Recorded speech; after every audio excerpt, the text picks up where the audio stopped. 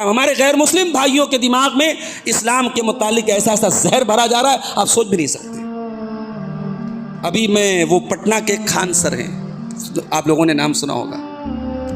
خان سر جو ہیں یہ لڑکوں کو کوچنگ پڑھاتے ہیں، انگلش پڑھاتے ہیں، میتھ پڑھاتے ہیں، سائنس پڑھاتے ہیں، ہسٹری پڑھاتے ہیں، بڑے قابل استاد ہیں۔ خاص طور سے جب سے کورونا کا دور آیا اور آن لائن پڑھائی کا دور آیا، خان سر کے بہت سارے اسٹوڈنٹس ہو گئے بہار میں، آج کروڑوں ان کے جو ہے آن لائن اسٹوڈنٹس ہیں بہار میں۔ تو خان سر نے شادی کی، اب وہ صاحب انہوں نے جو شادی کی تو ان کی دلہن کا جو فوٹو آیا سوشل میڈیا پہ تو دلہن گھونگھٹ میں تھی۔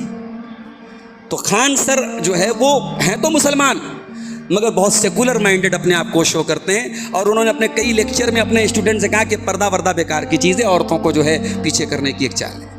تو اس پر میں غیر مسلموں کا کمنٹ پڑھ رہا تھا، غیر مسلم کہہ رہے تھے بھائی دنیا کو گیان دے رہے تھے، اپنی شادی آئی تو اپنی بیوی کو پردے میں رکھا ہے، اس کا مطلب کہ یہ بنتے تو سیکولر ہیں اندر سے تقیہ کر رہے ہیں۔ غیر مسلم لکھ رہا ہے تقیہ کر رہے ہیں، تقیہ کر رہے ہیں یعنی کٹر مسلمان ہیں، اندر سے کٹر مسلمان ہیں، اوپر سے اپنے آپ کو سیکولر شو کر رہے ہیں۔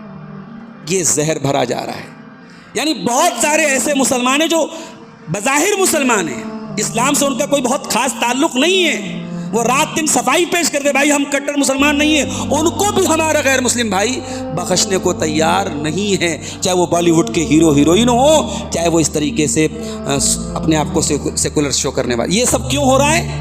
سوشل میڈیا کے ذریعے زہر بھرا جا رہا ہے مسلمانوں کے خلاف، اسلام کے خلاف۔ تو قرآن کی یہ آیت میرے بھائیوں اس کو ایک اصول کے طور پر، ایک سلوگن کے طور پہ یاد کر لیجئے۔ اللہ نے فرمایا کہ کوئی فاسق آدمی کوئی خبر لائے تو تحقیق کر لو۔ اب آئیے روافظ کے اعتراضات کا جواب دینا ہے، ٹائم بھی ہمارے پاس محدود ہے۔ پہلا اعتراض جو میں آج آپ کے سامنے بیان کرنے جا رہا ہوں، روافظ کا یہ کہنا ہے کہ اللہ کے نبی صلی اللہ علیہ وسلم جب حج کر کے واپس لوٹ رہے تھے، حج آپ نے کب کیا تھا؟ آپ نے حج کیا تھا اپنے انتقال سے 2.5 مہینہ پہلے۔ انتقال کب ہوا تھا آپ کا؟ ربیع الاول میں ہوا تھا، اور حج کب ہوتا ہے؟ ذی القعدہ ذی الحجہ میں حج ہوتا ہے۔ تو اللہ کے رسول نے حج کے سفر سے واپسی کے دوران مکہ اور مدینہ کے بیچ میں ایک جگہ جو مدینہ سے تقریباً 150 کلومیٹر دور تھی، مکہ سے مدینہ لگ بھگ 500 کلومیٹر ہے، یعنی یہ جگہ مکہ سے دور تھی، مدینہ سے قریب تھی۔ آپ مدینہ پہنچنے والے تھے، نیئر اباؤٹ آپ مدینہ تھے، آپ نے اس جگہ پہ ایک تالاب تھا وہاں پہ آپ نے خطبہ دیا۔ اب یہ روافظ کا کہنا ہے کہ اس خطبے میں اللہ کے نبی نے علی کا ہاتھ پکڑا اور اعلان کیا کہ صاحب من کنت مولا ہو فعلی مولا، جس کا میں مولا ہوں علی اس کے مولا ہے۔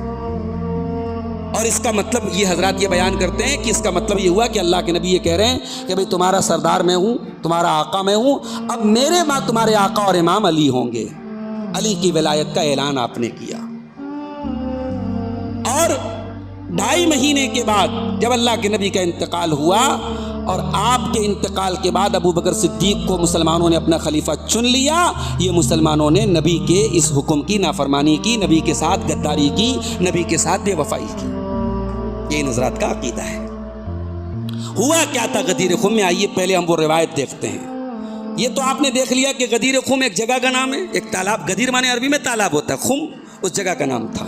یہ جگہ کہاں تھی؟ مدینہ سے 150 کلومیٹر دور پر تھی۔ معاملہ کیا ہوا تھا کہ اللہ کے نبی نے حضرت خالد بن ولید کو بھیجا تھا یمن، ایک لڑائی میں، ایک جنگ میں بھیجا تھا۔ وہاں خالد بن ولید کو اللہ تعالیٰ نے کامیابی دے دی۔ خالد بن ولید وہ صحابی ہیں، اسلام کے پہلے جتنی جنگ لڑی سب میں کامیاب ہوئے، اسلام کے بعد جتنی جنگ لڑی سب میں کامیاب ہوئے۔ یہ تھے خالد بن ولید۔ کبھی موقع ملے تو خالد بن ولید کی زندگی کے بارے میں پڑھیے میرے بھائیوں۔ یہ کرکٹروں کو اپنا ہیرو بنانا چھوڑ دیجئے۔ یہ جو ہے فلمی دنیا کے ہیرو ہیروئن جن کے ایمان کا آتا پتہ نہیں، جن کے اخلاق کا آتا پتہ نہیں، ننگے دھڑنگے بیہودہ بے حیا لوگوں کو اپنا ہیرو بنانا چھوڑ دیجئے۔ ہمارے ہیرو تو یہ ہے نبی کے صحابہ ہیں۔ دنیا کوئی مائی کا لال ایسا لائے، کوئی کمانڈر ان چیف ایسا لائے، خالد بن ولید رضی اللہ تعالیٰ جس جنگ میں گئے جیت کر کے واپس آئے، اسلام کے پہلے بھی اسلام کے بعد۔ اور آپ کو حیرت ہوگی 2 لاکھ کی فوج کے مقابلے میں حضرت خالد بن ولید رضی اللہ تعالیٰ نے 3000 کی فوج کو بچا کے لے گئے۔ 2 لاکھ کی فوج 3000 کو تو چٹنی بنا کے پیستے، مگر یہ ٹیکٹک تھی ان کی, یہ ترکیب تھی, ان کے دماغ تھا. آپ پڑھیے ان کی زندگی کے بارے میں میرے ساتھ. تو خالد بن ولید کو اللہ کے نبی نے یمن بھیجا, وہاں انہوں نے جنگ جیت لی, مال غنیمت حاصل ہوا. حضرت خالد بن ولید نے اللہ کے نبی کے پاس پیغام بھیجا کہ آپ کسی ایسے انسان کو بھیجیے جو اس مال غنیمت کا صحیح بٹوارا کرے. اللہ کے نبی نے حضرت علی کو بھیجا. حضرت علی نے بٹوارا کیا. بٹوارا جب کیا تو اس میں ایک اصول ہوتا ہے شریعت میں کہ جو مال غنیمت حاصل ہوتا ہے تو مال غنیمت کا 20% حصہ اللہ کے رسول اور آپ کے رشتہ داروں کو جاتا ہے, اس کو خمس بولتے ہیں. حضرت علی نے اس خمس میں سے کچھ لے لیا, کیونکہ حضرت علی بھی اللہ کے رسول کے اہل بیت میں سے داماد بھی تھے, چچا زاد بھائی بھی تھے, اور اللہ کے نبی کے گھر میں رہتے تھے. تو اس پر کچھ صحابہ کو اعتراض ہوا. جیسے ایک صحابی تھے جن کا نام بریدہ ابن حسین تھا, ان کو بڑا اعتراض ہوا.